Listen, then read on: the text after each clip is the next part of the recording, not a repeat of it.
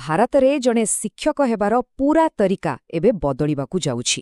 ହଁ, ବିଏଡ୍ ଆଉ ଡିଏଲ୍ଏଡ୍ ପରି କୋର୍ସଗୁଡ଼ିକ ପାଇଁ ସମ୍ପୂର୍ଣ୍ଣ ନୂଆ ନିୟମ ଲାଗୁ ହୋଇଛି। ଏହା କେବଳ ଗୋଟେ ଛୋଟ ପରିବର୍ତ୍ତନ ନୁହେଁ, ବରଂ ଆମ ଶିକ୍ଷା ବ୍ୟବସ୍ଥାରେ ଏକ ନୂଆ ଯୁଗର ଆରମ୍ଭ ବୋଲି କୁହାଯାଇପାରେ। ତେବେ ଚାଲନ୍ତୁ ଏହି ଗୁରୁତ୍ୱପୂର୍ଣ୍ଣ ନିୟମଗୁଡ଼ିକୁ ଭଲ ଭାବେ ବୁଝିବା। ଆଜିର ଆଲୋଚନାରେ ଆମେ କ'ଣ ସବୁ ଦେଖିବା? ପ୍ରଥମେ ଆମେ ବୁଝିବା ଏହି ପରିବର୍ତ୍ତନର ଦରକାର କାହିଁକି ପଡ଼ିଲା। ତାପରେ ନୂଆ ଫ୍ରେମୱାର୍କ କ'ଣ, ଆଉ ବିଏଡ୍ ଏବଂ ଡିଏଲ୍ଏଡ୍ ପାଇଁ କ'ଣ ନୂଆ ନିୟମ ଆସିଛି ତା ଉପରେ ନଜର ପକାଇବା। ଶେଷରେ ଏହା ନିଯୁକ୍ତି ପ୍ରକ୍ରିୟା ଏବଂ ଆମ ଶିକ୍ଷା ବ୍ୟବସ୍ଥାର ଭବିଷ୍ୟତକୁ କେମିତି ପ୍ରଭାବିତ କରିବ ସେ ବିଷୟରେ କଥା ହେବା। ତେବେ ଚାଲନ୍ତୁ ଆରମ୍ଭ କରିବା ସବୁଠୁ ମୂଳ ପ୍ରଶ୍ନରୁ। ଆଖିର ଏତେ ବଡ଼ ସଂସ୍କାରର ଦରକାର କାହିଁକି ପଡ଼ିଲା? କୌଣସି ବି ପରିବର୍ତ୍ତନକୁ ବୁଝିବା ପୂର୍ବରୁ ତା ପଛର କାରଣ ଜାଣିବା ବହୁତ ଜରୁରୀ। ମନରେ ପ୍ରଶ୍ନ ତ ନିଶ୍ଚୟ ଆସୁଥିବ, ହଠାତ୍ ଏତେ ବଡ଼ ପଦକ୍ଷେପ କାହିଁକି? ଆମର ଯେଉଁ ପୁରୁଣା ବ୍ୟବସ୍ଥା ଚାଲିଥିଲା ସେଥିରେ ଅସୁବିଧା କେଉଁଠି ଥିଲା ଯେ ଏକ ପୂରା ନୂଆ ନିୟମ ଆଣିବାକୁ ପଡ଼ିଲା? ମୂଳ ସମସ୍ୟା ଥିଲା ଅସମାନତା। ସାରା ଦେଶରେ ଗୋଟିଏ ପ୍ରକାରର ମାନକ ନଥିଲା। ଗୋଟିଏ ରାଜ୍ୟରେ ଗୋଟିଏ ନିୟମ, ଆଉ ଗୋଟିଏ ରାଜ୍ୟରେ ଆଉ ଗୋଟେ। ଏଥିପାଇଁ ଶିକ୍ଷକ ଟ୍ରେନିଂର କ୍ୱାଲିଟିରେ ବହୁତ ଫରକ ଦେଖାଯାଉଥିଲା। ତେଣୁ ଏହି ନୂଆ ନିୟମର ମୂଳ ଲକ୍ଷ୍ୟ ହେଉଛି ସାରା ଦେଶ ପାଇଁ ଗୋଟିଏ ମଜବୁତ ଆଉ ଭଲ ମାନକ ତିଆରି କରିବା। ଆଚ୍ଛା, ତେବେ ଏହି ସମସ୍ୟାକୁ ସମାଧାନ କରିବା ପାଇଁ କ'ଣ କରାଗଲା? ଏକ ନୂଆ ଫ୍ରେମୱାର୍କ ଅଣାଯାଇଛି, ଆଉ ଏହାର ପୂରା ଦାୟିତ୍ୱ ନେଇଛି ରାଷ୍ଟ୍ରୀୟ ଶିକ୍ଷକ ଶିକ୍ଷା ପରିଷଦ, ମାନେ NCTE। ହଁ, ଏହି ସବୁ ପରିବର୍ତ୍ତନର ମୁଖ୍ୟ ହେଉଛି NCTE। ସେମାନଙ୍କର ଲକ୍ଷ୍ୟ ଗୋଟିଏ, ସାରା ଦେଶରେ ଟିଚର ଟ୍ରେନିଂ ପାଇଁ ଏକକ ଉଚ୍ଚ ଗୁଣାତ୍ମକ ମାନଦଣ୍ଡ ତିଆରି କରିବା। ଏଠି ସବୁଠୁ ବଡ଼ ପରିବର୍ତ୍ତନ ହେଉଛି ଚିନ୍ତାଧାରାରେ। ଦେଖନ୍ତୁ, ଆଗରୁ ଜୋର ଦିଆଯାଉଥିଲା କେବଳ ବହି ପାଠ ଆଉ ଡିଗ୍ରୀ ଉପରେ, କିନ୍ତୁ ଏବେ ଫୋକସ୍ ପୂରାପୂରି ବଦଳି ଯାଇଛି। ଏବେ ଗୁରୁତ୍ୱ ଦିଆଯାଉଛି ପ୍ରାକ୍ଟିକାଲ ସ୍କିଲ୍ସ ଉପରେ। ଶିକ୍ଷକମାନେ କେମିତି କ୍ଲାସରୁମ୍ ସମ୍ଭାଳିବେ, ସ୍କୁଲରେ ଇଣ୍ଟର୍ଣ୍ଣସିପ୍ କରିକି କେମିତି ପ୍ରକୃତ ଅନୁଭବ ପାଇବେ, ସେଇଟା ହିଁ ମୁଖ୍ୟ। ତେବେ ଚାଲନ୍ତୁ ଏବେ ବିଏଡ୍ କୋର୍ସରେ କ'ଣ ସବୁ ବଦଳିଛି ତା ଉପରେ ଗୋଟେ ନଜର ପକେଇବା। ବିଏଡ୍ କୋର୍ସ ଏବେ ଆଉ ଭଳି ନାହିଁ। ପ୍ରଥମ କଥା, ପ୍ରାକ୍ଟିକାଲ ଟ୍ରେନିଂର ସମୟ ବଢ଼ାଇ ଦିଆଯାଇଛି। ଦ୍ୱିତୀୟରେ, ସ୍କୁଲରେ ଇଣ୍ଟର୍ଣ୍ଣସିପ୍ ଏବେ କମ୍ପଲସରି। ଆଉ ସବୁଠୁ ଗୁରୁତ୍ୱପୂର୍ଣ୍ଣ କଥା ହେଲା, ଆଡମିସନ୍ ପାଇଁ ଏକ ଆପ୍ଟିଚ୍ୟୁଡ୍ ଟେଷ୍ଟ ଦେବାକୁ ପଡ଼ିବ। ଏଇଟା ଏଥିପାଇଁ କରାଯାଇଛି ଯେମିତି ଯାହାର ସତରେ ପଢ଼େଇବାରେ ଆଗ୍ରହ ଅଛି, କେବଳ ସେଇମାନେ ହିଁ ଏହି ଲାଇନ୍କୁ ଆସିବେ।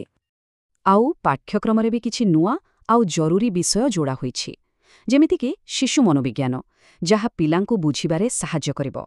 ଏହା ସହିତ ନୂଆ ଶିକ୍ଷାନୀତି, ଡିଜିଟାଲ ଟୁଲ୍ସ କେମିତି ବ୍ୟବହାର କରିବେ, ଆଉ ସବୁ ପ୍ରକାରର ପିଲାଙ୍କୁ ଏକାଠି କେମିତି ପଢ଼େଇବେ ସେସବୁ ମଧ୍ୟ ଶିଖାଯିବ।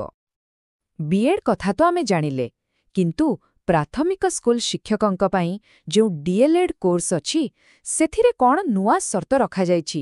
ଚାଲନ୍ତୁ ଦେଖିବା। ଏଠି ଗୋଟେ ବହୁତ ବଡ଼ ନିୟମ ଲାଗୁ ହୋଇଛି। ଡିଏଲ୍ଏଡ୍ କରିବାକୁ ହେଲେ ଏବେ ଦ୍ୱାଦଶ ଶ୍ରେଣୀରେ କମ୍ ସେ କମ୍ 50% ନମ୍ବର ରଖିବା ବାଧ୍ୟତାମୂଳକ। ଏହାର କାରଣ ହେଉଛି ପ୍ରାଥମିକ ଶିକ୍ଷା ହେଉଛି ସବୁଠୁ ଗୁରୁତ୍ୱପୂର୍ଣ୍ଣ, ତେଣୁ ସେଠାରେ ଭଲ ଏବଂ ଯୋଗ୍ୟ ଶିକ୍ଷକ ରହିବା ନିହାତି ଦରକାର। ଆଉ ବିଏଡ୍ ପରି ଡିଏଲ୍ଏଡ୍ ପାଠ୍ୟକ୍ରମକୁ ବି ଅପଡେଟ୍ କରାଯାଇଛି। ଏଥିରେ ଏବେ ଶିଶୁ ମନୋବିଜ୍ଞାନ, ପିଲାଙ୍କ ଅଧିକାର ଆଉ ଡିଜିଟାଲ କ୍ଲାସରୁମ୍ କେମିତି ଚଲେଇବେ ଏସବୁ ଉପରେ ବେଶୀ ଫୋକସ୍ କରାଯିବ।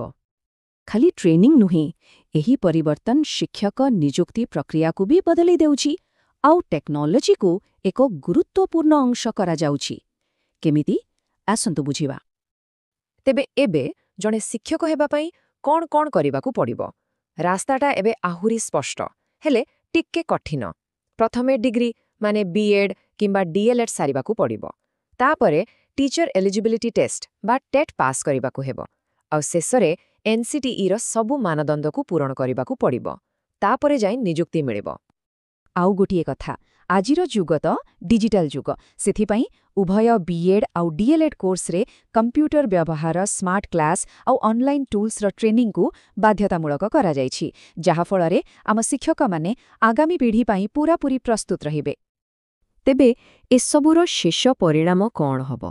ଏହି ସବୁ ପରିବର୍ତ୍ତନ ଆମ ଛାତ୍ରଛାତ୍ରୀ ଆଉ ଆମ ଶିକ୍ଷା ବ୍ୟବସ୍ଥା ପାଇଁ କ'ଣ ଅର୍ଥ ରଖେ? ଚାଲନ୍ତୁ ଭବିଷ୍ୟତ ଉପରେ ଟିକେ ନଜର ପକାଇବା। ସରଳ ଭାଷାରେ କହିଲେ ଏହା ଏକ ବହୁତ ବଡ଼ ପରିବର୍ତ୍ତନ। ଆମେ ଶିକ୍ଷକ ପ୍ରଶିକ୍ଷଣକୁ ଖାଲି ମୁଖସ୍ଥ କରିବା ପଦ୍ଧତିରୁ ବାହାର କରି ବ୍ୟବହାରିକ କୌଶଳ ଆଡ଼କୁ ନେଇଯାଉଛୁ। ଲକ୍ଷ୍ୟ ହେଉଛି ଏମିତି ଶିକ୍ଷକ ତିଆରି କରିବା ଯେଉଁମାନେ କେବଳ ଜ୍ଞାନୀ ନୁହନ୍ତି ବରଂ କୁଶଳୀ ମଧ୍ୟ। ଆଉ ଏହି ପରିବର୍ତ୍ତନ ଏହା ଭାରତୀୟ ଶିକ୍ଷା ବ୍ୟବସ୍ଥାକୁ ଦୀର୍ଘ ସମୟ ପାଇଁ ମଜବୁତ ଆଉ ଆଧୁନିକ କରିବ। ଏହା ଏକ ଭବିଷ୍ୟତ କେନ୍ଦ୍ରିକ ପଦକ୍ଷେପ।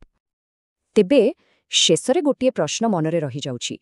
ଯେତେବେଳେ ପ୍ରାକ୍ଟିକାଲ ସ୍କିଲ୍ସ ଆଉ ଆଧୁନିକ ଟେକ୍ନୋଲୋଜିରେ ଟ୍ରେନିଂ ନେଇଥିବା ଶିକ୍ଷକମାନଙ୍କର ଗୋଟେ ନୂଆ ପିଢ଼ି କ୍ଲାସରୁମକୁ ଆସିବ, ସେତେବେଳେ ଆମ ଶିକ୍ଷାଦାନର ଭବିଷ୍ୟତ କେମିତି ହେବ? ଏହା ଉପରେ ଭାବିବା ନିହାତି ଜରୁରୀ।